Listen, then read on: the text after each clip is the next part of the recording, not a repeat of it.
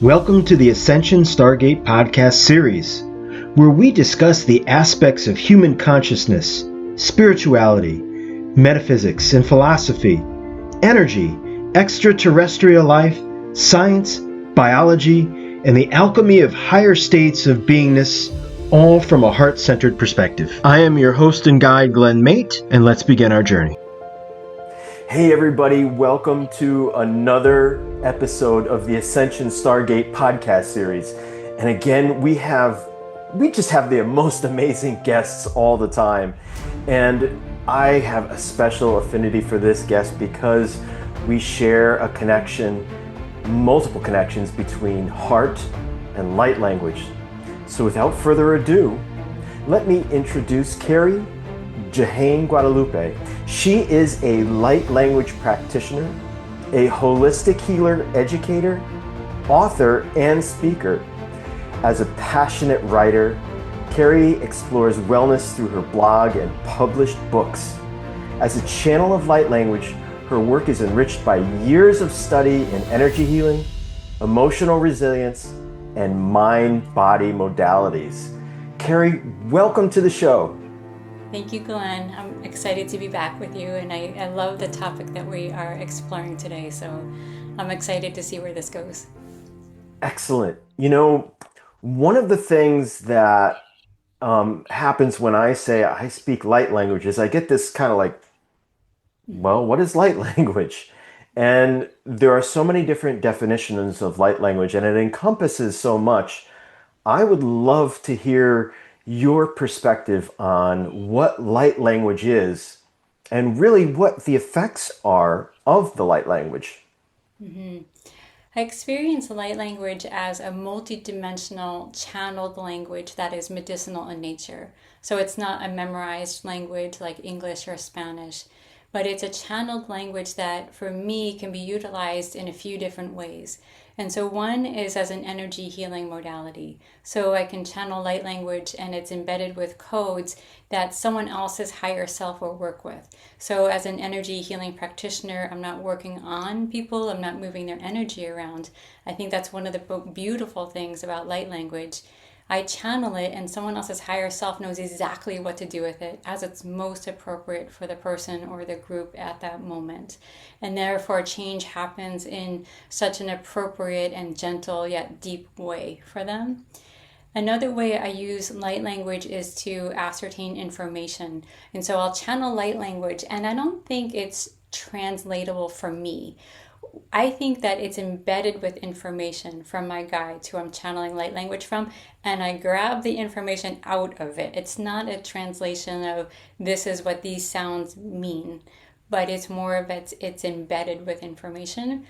And then what I do also is I use the light language to access the frequencies of something. And so I'll, we have a crystal in my hand. I'll ask my guides, what's the frequency of this? And they'll use the light language to say, this is the frequency of this crystal, or that's the frequency of that newscast, or this is the frequency of this situation. And I think that as it relates to our topic today on discerning truth, the light language happens to be one of the gifts that I think that we can use to ascertain truth and to see where distortion might be laid or if something needs to be cleared.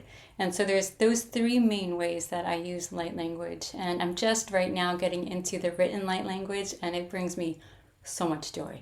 So much joy. I love it. It's a way for me to self-regulate myself, a way for me to move things, for me to reorganize my energy. And it's a new form of light language for me. I'm used to using my drum and my voice and my hands, and now I'm using my hands in a different way to write. So I'm excited about that. I love that so much. And thank you for sharing that because I think so many people think that it's something mystical, Mm. and there's really no mystery behind it. Innately, somehow we understand the vibration. So when we hear the sounds, when we see the symbols, when we feel the vibration of that, something changes within our DNA. And we are on the receivership of that. And maybe we don't understand, or maybe we don't know what actually happens, but there is something that is definitely happening. And it is all for our benefit. There's nothing ever negative about light language. It's all in love and light. Which I love it. I can't bring my agenda to it. I can't think of, this is what this person needs. It's always received by someone's higher self and worked in a most beautiful way for their highest good. And so it's just something I really appreciate about light language. Mm. And we need more of that today. And I think more people are coming to the awareness that there are so many different modalities. When we throw this big label of spirituality, well, it's really this big circumference of many different modalities that we can attune to, whether it be just information that we're taking in, or we're in meditation, we're experiencing some heart centeredness, we're listening to light language or crystal bowls, or we're just reuniting with nature. And one of the most important things today is the grand awakening to all of this and disclosure, right? So that's our subject for today. And, the question that we pose right now is, where is truth found within this process of awakening and disclosure? And then how do we truly know that? So let's open up the discussion because there's so much information that is coming at us, right? You just open up social media, or there's something on the news, or there's something that's being spoken about amongst people's in general conversation today that hasn't been spoken about before. So I'd love to hear your perception and take on, some of these topics of disclosure and awakening. So I think that the question of, where is it found and how do we know? I do think that it's found within. I think that it's related to our heart, our higher heart, and I think, and our innate inner wisdom and our connection to our higher self. And so I do feel like that's kind of where it's found. And there can be quite a journey to get there, and to also to discern not only the information that's coming, but our subjective consciousness, like what that information is filtering through.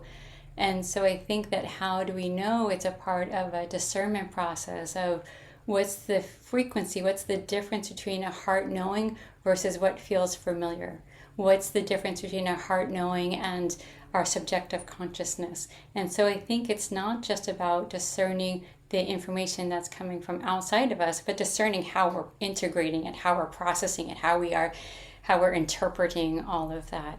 And so I think that the beauty of this time is of awakening and disclosure, and I do think that they're very married and very interconnected to me.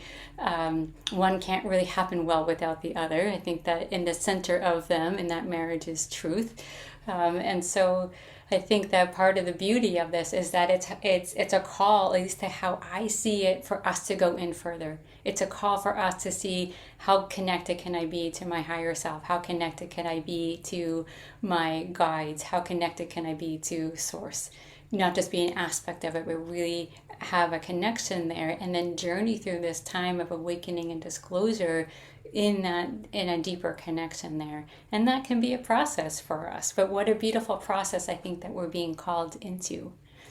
So that's just to try to open up the conversation of how I'm seeing these times. Right. And you mentioned, putting that information through our body, right? We have to understand how the information feels, Yeah. right?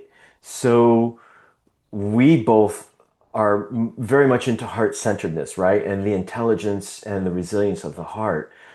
So, from your point of perspective, how could we use our heart to use it as a tool to understand information as it comes into us, as we are either looking at it or it's kind of being thrown upon us?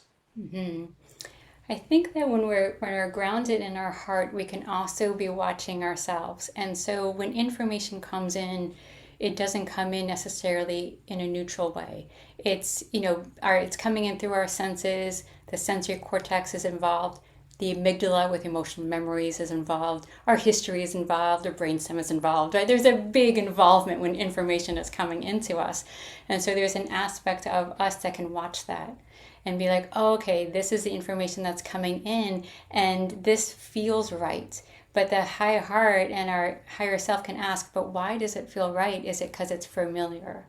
And so, just to give an example, I grew up in the Catholic Church and then left in my teens, but then I went into wellness modalities and wellness communities and some spiritual communities, and there was an overlap to them that felt familiar. And so in religion, there was the priest that had the authority, but in some spiritual communities, there was the guru or the shaman or the psychic or the intuitive. And even though all of those roles are beautiful and necessary, we can come to them and hand over power over to them. And so we can leave one realm and enter the other thinking that we've escaped or gone on to something, but there's a continuation of it. So it feels familiar. It feels right for me to go to a psychic, say, and have someone tell me it, rather than going to them. I've done a lot of journeying and I'm stuck on seeing this one aspect of myself and I need help. Can you join me without handing my power over? So, but we can do that unconsciously, or say from religion to spirituality, there is this separation. There is the us versus them. And what I found interesting is in the church, there was the damned versus the saved, and an urgency for those who are damned, right? And then we have the awake versus asleep. And those people who are awake, they're like, oh, but those people who are asleep, they need to wake up. There's an urgency to it. And if they don't wake up, blah, blah, blah. If people aren't saved, blah, blah, blah. There's an urgency, a fear. And so there can be such a similarity. And so just knowing that about ourselves, I think is really powerful. Is this information coming in? Does it feel familiar? And therefore, does it feel true? Is it in resonance with my past? Is it in resonance with my conditioning? Is it in resonance with a higher aspect of myself? So I think that the heart plays a lot of a big role in that to help us even observe ourselves. I have a funny story I can tell where my heart chimed in recently. So a few nights ago, actually it was in the last few weeks, I wake up in the middle of the night and there's a glowing light pulsing in the corner of my room near the internet box. And it's really bright, it's annoying, and I have my eye covers on and I'm like, what is that? And I assume immediately it's the internet. The internet had gone off. And then when the internet comes back on, it flashes, it goes through all of its settings and it flashes and then it finally calms down. I'm like, okay, the internet went off, whatever, I'm going back to sleep. So the next morning I go into the kitchen to set the clock on the stove because I'm assuming the power went out, but the clock is fine. And so that night I go to sleep and part of my heart was like, are you sure about your story? Are you sure? Go investigate that. And so I followed over and I realized, I looked at the internet box months ago, maybe even last year, I covered those lights with black electrical tape. Right? So my mind made sense of a pulsing yellowy green light in the corner of my room based on history and what my mind could make sense out of. Right? And then tuning into my guides, you're like, yeah, that wasn't the internet. Right? And so that night I went to sleep and I was like, what was that in the corner of the room? And now I'm looking for that light, which was really fun. But it was such a good example of my mind made sense of that. If my heart didn't chime in to say, you can investigate your conclusion a little bit, I would have been like the internet went off and there was a pulsing light that came into the corner of the room. So I think just knowing those things about ourselves and having the ability to be humble and to question and to make mistakes is a really big part of this discerning process when it comes to truth and the conclusions that we make. The mind loves conclusions. My mind loves conclusions, and I know that about myself. And so, yeah. Right. And I think that's kind of how we are as human beings because that's how we're wired. Mm-hmm. But when we ask more questions, right, the information is really in the unknown, not in the known or the familiar all the time, right? So by asking those questions, by looking into something further, by asking, myself, did I really see that? Or is that something that my mind is kind of putting there so I understand what is in my familiar surroundings? Or might it be something unusual that I really should look at deeper? Mm-hmm. And again, you said coming from that point of within. Yeah. It's so important, right? So we just have a tendency because we're taught that everything is external. We go to school, we learn these things. We need to always continue to find the answers somewhere else, look it up in a book, go to the internet, Google it. What does Chat GPT say? Mm-hmm. And we forget about the internal technology that's Right. always present. Yeah. Right. And then how do we develop that internal technology more and more and more? Like with heart math tools or using light language to help me discern information or to get beyond some of the old constructs that I've lived in. How do we use meditation? How do we use our own connection with our guides to bring about, the technology that is available within us? And I think too that is where for me one of the tools of disclosure and getting through disclosure is the part of awakening. Because I think they're both very, very broad topics. And so what's being disclosed is more than ATs or whatever that might be. And what's being awoke, like what awakening is, I think, is much more than just a spiritual realm. I think they're both broad and cover many areas of our human existence. And so as things are getting disclosed from the government or from culture or from science or from history that has been rewritten or distorted or whatever, there is a part of us that is awakening, not just spiritually, but relationally and socially and ecologically and ethically to what's being revealed. And so I think the more that we come on board and we are opening to it, we are meeting disclosure with a responsibility to what is being revealed, and then also an ability to process, to assimilate, to work through any grief we might have that this has been hidden or distorted or whatever it might be. How do we work with the information that has being revealed in a way that can bring about a shift in consciousness? Because I don't think it's just information like, hey, there's a bunch of fun facts or even disturbing facts. There's this information that's being. No, like I think that this disclosure is coming at this time of awakening because we are awakening. If we weren't awakening, I don't know if we could bring in disclosure as much as we are. And I think that they're sisters and brothers to each other, maybe two spirits, right? They're connected, and I think that disclosure without some sort of awakening, we can have a lot of fear and separation and manipulation and all of that going on. But when it's in tandem with awakening, we have responsibility, we have the ability to assimilate, we have the ability to shift the consciousness according to what we're being seen. And then vice versa, if we just have awakening without disclosure, we have these great feelings of love and connectedness and unity and expansion, but we're disconnected from some of the realities that need to be seen and to be transformed. And so I think that they are together, and they're vast. They're way more than just a spiritual awakening. Even for me personally, an intellectual awakening would be some of the beliefs and constructs that I have lived with.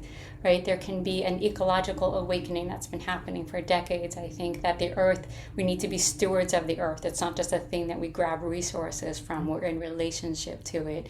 I think that there is an ethical awakening related to what we're seeing, and then how do we show up in responsibility to it. Or even a relational awakening that the people around us, they're more than just our expectations of them or how we judge them or their habits or whatever. Everyone's this enormous aspect of the divine, right? So there's a relational awakening, and so it just covers everything, and a disclosure covers so much. And I think that when they're working together, then awakening becomes part of the tools that we use for disclosure. And I think that that is the awakening of the heart, the awakening of our inner technology, the awakening of our relationship with our guides, and so on, our relationship with source, our ability to meditate, our ability to even ground ourselves in our hearts when we're in the presence of misinformation, or ground ourselves in our hearts when there's a UFO in the sky. Like I don't think the heart is just for truth. I think it's going to help us in so many aspects of disclosure, that I think is going to make disclosure a much different process than if we weren't connected. I guess I'm a really big heart fan. I just feel like just come in here. How much can we come in here? It's on my intent daily to practice my relationship, to enhance my relationship with my own heart. And, you know, I also think that awakening is the expansion of our belief systems, right? Because as we evolve between understanding our own technology and our external technology and how they have a relationship together, that we start to expand what we believe is possible. And with those possibilities become new experiences and new ideas. And we rid ourselves of all the old ideology of the way things have to be or the way they were. And we become the new creator of that with the inspiration of using our heart's intelligence, Right. Yeah. right?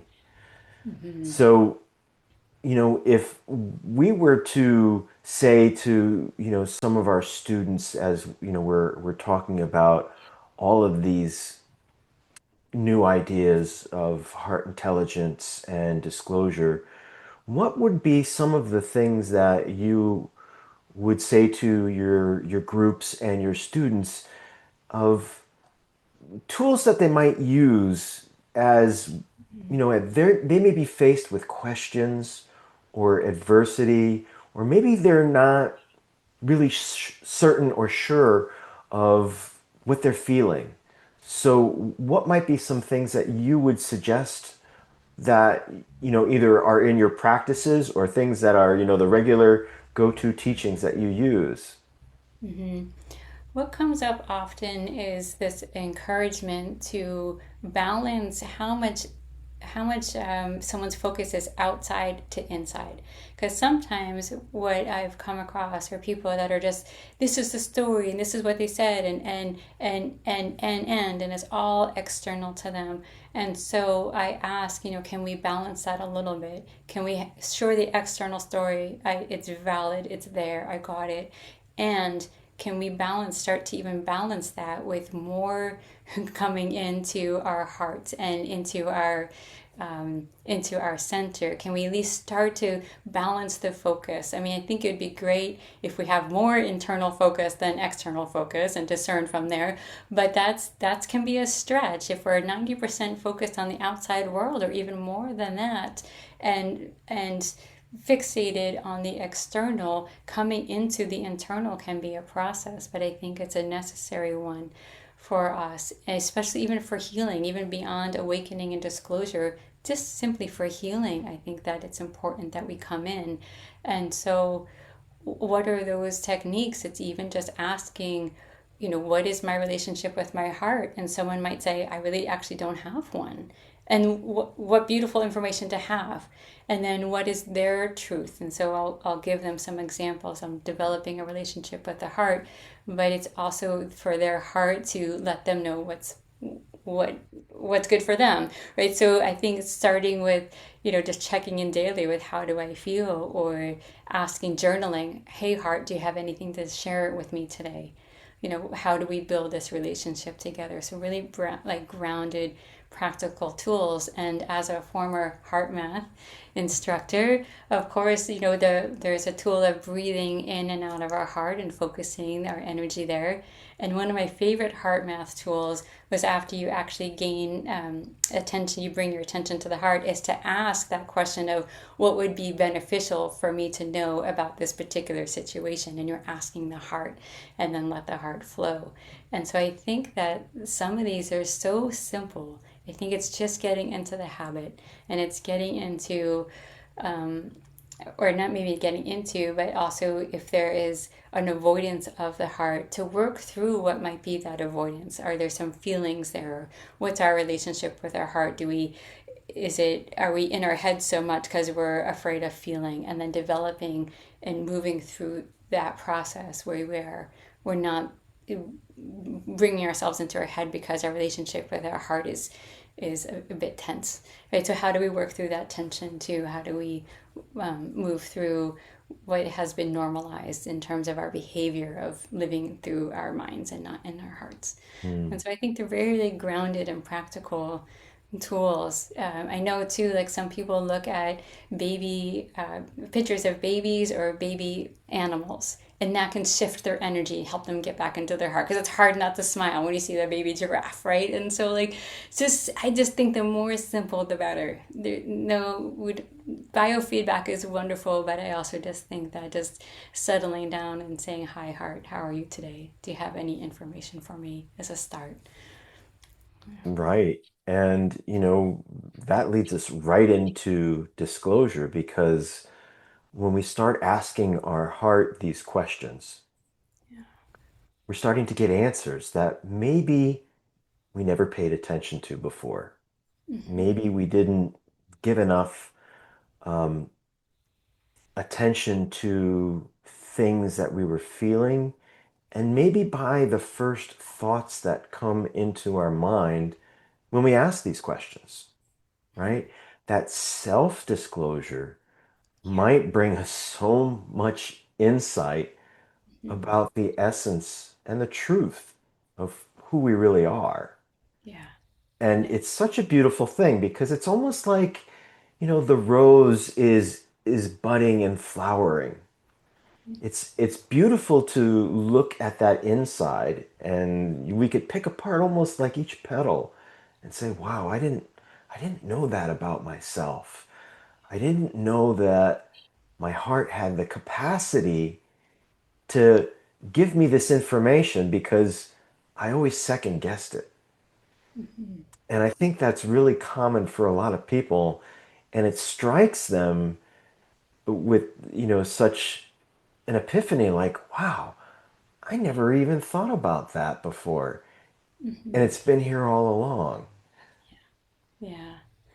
Yeah. And I think too, it's I would say, in terms of even getting to know ourselves and what's there all along, it's also the sense of seeing what does heart math call it? Our normal baselines, right? If it's a normal baseline of frustration or fear or even crisis feelings, like we're thinking and feeling, and there's some kind of crisis feeling going on.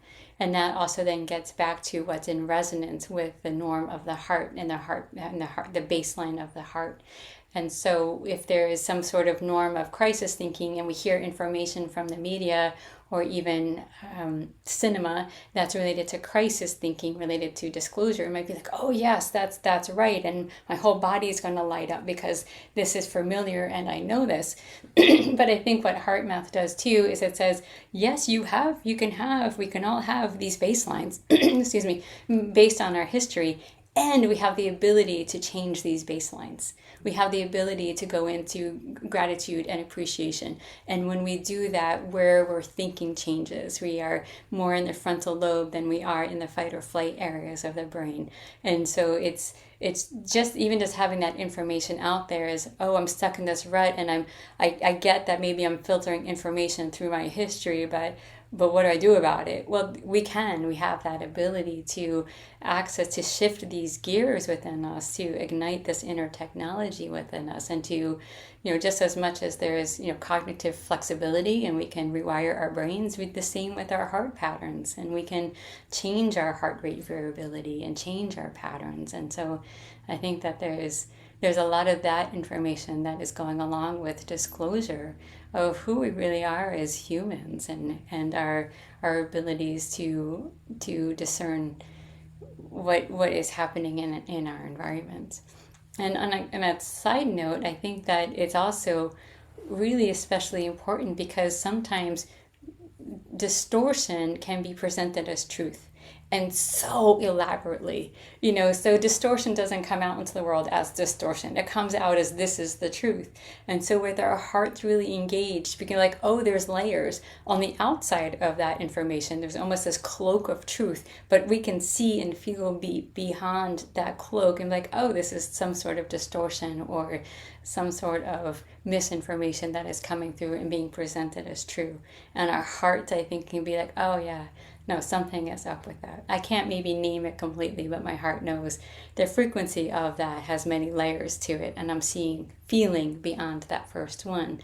And so I think that opening up to this is so helpful in us in staying grounded and staying aligned to our inner knowing and our inner truth, and knowing that that too is always evolving. It's always evolving. I think, part of the tools that we have for disclosure related to the heart is also compassion, and compassion for ourselves and others. Like, yeah, we came in here as human beings, and part of that deal is that we get imprinted, we have socialization happening, we have some programs running, and I've got mine, other people have theirs, and of course we're going to not understand everything at first. Of course it's going to get filtered through, our old stuff. And okay, can we have compassion for us and others? And then also, humility, I think, is a tool. It's a heart-based tool of how well can I be in the mystery? How well can I be updated? How well can I be, um, what would say, in not feeling like I need to have arrived? How can I just be in this journey knowing that I am growing in my ability to discern truth externally from me, but also the information that is coming in and where it's coming from. Sorry, I can get long-winded about this because it's such a big topic for me, so I can just keep going and going. But this notion of truth is such a big area of my life, and exploring even my own and what it's based on and what it is rooted in. And trying to root it more and more in that spaciousness of my heart and not in my history. Mm. I love that because I think that humanity has been subjected to so much competitive nature, and with that competitive nature comes comparison. Mm-hmm. And the more that we live in our heart space and filter life expanding through our heart space, that the competition and the comparison seem to fade away and turns into compassion, Right. Yeah. right? Yeah. So And we have that understanding now of who we are and how other people are showing us the reflections of ourselves, right? When we see things in others and like, oh, that has to exist in me if I see it in someone else. And what part of me is recognizing that might need some addressing, some work, or some latitude, right? To come in and feel that compassion of understanding. And it mhm. gives us an opportunity for growth every time. So every time we start to recognize these feelings, and we can start implementing things of, well, now that I've recognized it, how do I work through that? So if you have some tips and tricks or some things that you do in your own uh, modalities, if you'd share that, that would be great, because I think that's really important for our viewers to understand. Yeah, now I recognize that and I feel this way, but I'm not sure how to work through it. Mm-hmm. So I think that the starting with what you had said is that acknowledgement that if I'm experiencing something, there's something being reflected. And the way that I start with that too is that if do I have something similar or is it the opposite? And so if I have someone in my life who is not really taking responsibility and I'm really upset about that, I can look at myself and say, well, where am I not taking responsibility? And I'm like, I don't feel that, but I'm overly responsible. And so it can be the opposite. Even on an extreme levels, there can be sexual predators and there can be their quote unquote prey. So the prey does not necessarily quote unquote prey Mm-hmm. need to look at themselves. Where am I a sexual predator in my life? No, no, no. It'd be where am I handing my power over? What have I done to bring myself into a position where this is happening in my life? So it could be the opposite, or where those two things can connect. And I think that it's important for us to open that door, because we can get lost in like, well, I must have this in me, and then we're almost not quite on the right journey to processing it. And so when I have enough information, I usually just go back to, where did this start in my history?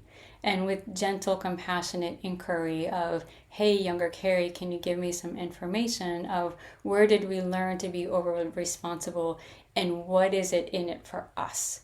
So I always try to get the bottom line. Oh, if I'm overly responsible, I feel safe, right? Or whatever it might be. And then we get to the core of that. And then how do we cultivate safety? And I think that gets back into the heart math practices. So we can run these energies of fear or resentment or anger, frustration. We can also start to learn, what does safety feel like? So after I get the answer to what it is, I practice that feeling that's accessible to me. So for me, I could use light language to help me access safety, but we don't need light language. We don't need special technology, because our heart can do that. Our heart, we are an aspect of all that is, meaning that we have access to all that is, including feelings of safety or abundance or whatever. So hey, this is a foreign feeling to me. It doesn't even feel safe to feel safe, because I feel more safe in fear and looking at that aspect of myself. And so I think that as I get to the heart of the matter of what it is, of the story that's going on, and then start to cultivate the feeling that my younger self needed. Why did I become overly responsible? Because that felt like it kept the household safe for me, and then working at it that way. So I try to keep it really simple, a few journal notes, get to the heart of what is really going on. And then the more I cultivate that safety, the less I'm overly responsible, the less I'm bothered by someone who's not being responsible. There's a ripple effect from changing my vibrational state to what's happening in my environment. So that's one of the ways that I work with that. I love that. I think that journaling is such a positive habit to get into, because it's the physical act of going from brain to heart to fingers to that pen that starts to write things out. And that motion, that energy disbursement, when we look at the words that we write and we say, oh, hmm, it gives us more to contemplate, right? Mm-hmm. It's more information. Like, I like to say it's like the hidden files, so to Yeah, speak, yeah. right? So the hidden files come out and you're like, wow, what do I do with this? And it just gives you more contextual information to start to work with and say, wow, that was really deep. I wonder where that originated from. Where were those ideas? Where did that scribe, who was that scribe that put into that secret file that's now coming out? And again, that's part of our awakening, because we're recognizing these little aspects of ourselves that create this entirety, and we say, wow, we're just these expansive human beings, because it may have taken me decades to access that file, and why today? Why is it at X amount of years it's taken me this amount of time Yeah. to understand this about myself? Mm-hmm. Or to just realize that, wow, I didn't know that about me. And now it's an opportunity to maybe heal Yeah. or to further address or to give some compassion or maybe even be angry about something that and to sit with that and understand all of those things, right? Mm-hmm. Yeah, I think too, that's also where, awakening to our ability to integrate emotions and disclosure also dovetail. So we can have information that's revealed not only from our own personal stories. I can't believe I realized I thought I was powerless my whole life, or my voice didn't matter. So we can, be angry or upset or grieve that aspect, but also have an enormous amount of emotion related to what's being truthfully disclosed to us. And then our ability to go from our fear and to process that, if that goes into anger, to process that anger, to maybe it goes into grief, to process that grief down into compassion. But to be able to journey through those levels of emotion and not just get stuck in betrayal or get stuck in, I can't believe I felt that I was powerless because those people told me that, my voice didn't matter when I was 7, and stuck there, right? So a part of the awakening is, I'm going to move past this. I have the abilities to move past this. There's, it's innate into our human being that we can actually move past these energies of the emotions to integrate them into expansion. And so I think that's for us individually, but then also collectively, what's in us that's being awoken and disclosed. There's belief systems that I think that we're disclosing to ourselves that we have bought into, programs we've bought into, and how beautiful, but sometimes how shocking. you know? Yeah, so yeah, I've definitely had a few like, whoa, like when I've been, and there's something magical about writing for me than typing, and there's something about like letting my hand this flow and have it come out, and that connection between the brain and the writing and the heart, as you said, and our history that just brings forth a deeper truth for me than if I'm trying to type it out. I have no idea why that works for me that way, but then we have this ability then to work with that and to have compassion, like, oh yeah, that makes a lot of sense, and it's coming with an enormous amount of rage that I didn't realize I had stored, say, in my hip. And so then how do we work through that? And yeah, so I think we can. I think that we're doing it too. Mm, I love that. I like to say that I have this personal thesis that I hold that the awakening process is finding the truth of who we really are. And through that process of finding our truth, we have the opportunity of choice to begin to live that way Yeah. and to embrace the evolution of who we are.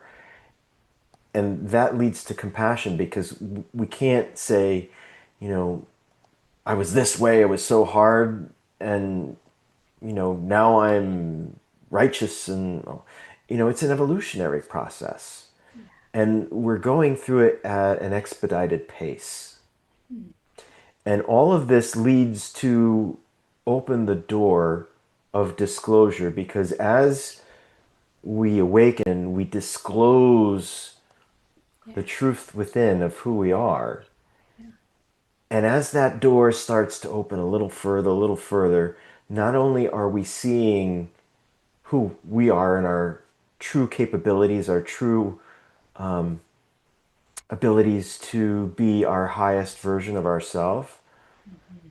but the universe begins to show itself in ways that maybe we didn't expect, but has always been present. Yeah. And so I'd like to say, all of the things that many people are starting to see in the skies or experience or have these feelings of different energies, they've always been there. But because we held such a tight vision of who we weren't able to see them.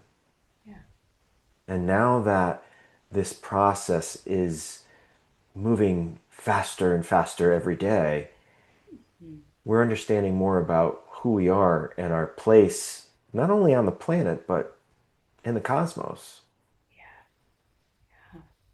I think it's a very special place in the cosmos, even when on those rocky days and the days that are difficult to navigate. I think it's a very, very special place. And I think I said earlier too, I think that's disclosure is happening because we are awakening.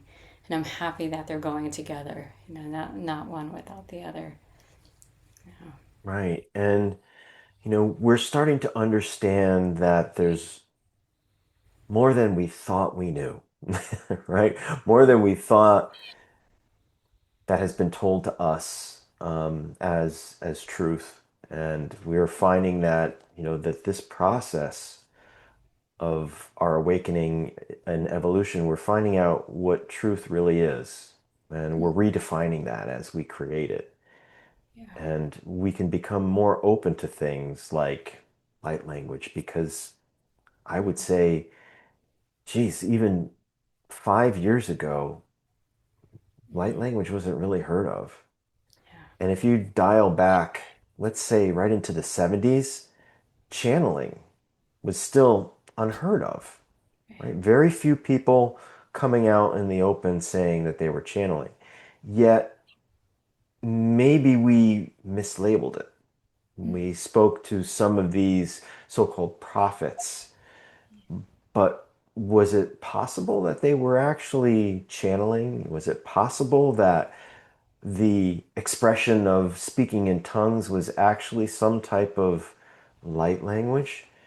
So as we learn and become more open to these things, we're starting to redefine all of our history, and going forward, it's becoming more acceptable. Like, oh, people actually go to psychics, or people actually, listen to people channeling certain pieces of information, and light language is becoming more prominent, where people are starting to, speak these different dialects, and they have such a profound, positive effect on us. It's now becoming so more mainstream and accepted. And, if you're open to maybe a little light language transmission in your special dialect, I Mm-hmm. think that would be such a gift for all our viewers to hear. Oh, I would love to. Now let me tune in for a second to see what the intent would be for Du Shiatandan De Klantan. So it would be the intent for the light language coming through would be help us to anchor into our hearts, to discern information from the outside, and also discern information that's coming in and how it gets filtered. So an increase in our ability to discern frequency is what the light language will be for. Okay, and then I also get called to use my drum. So let's see.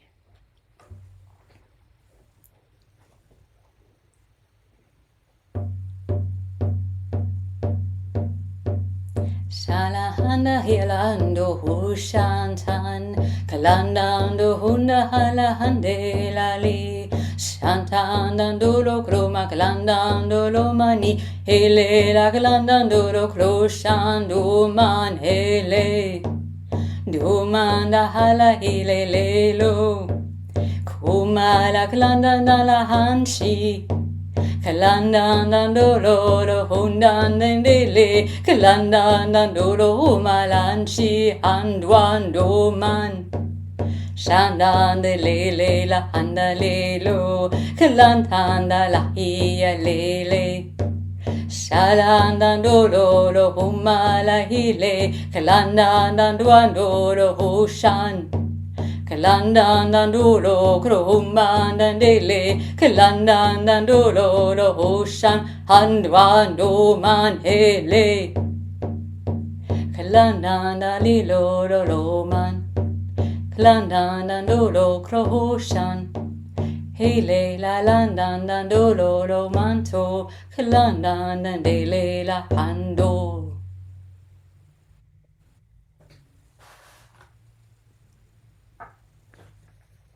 Thank you so much for that. I am so in deep appreciation for you and that transmission.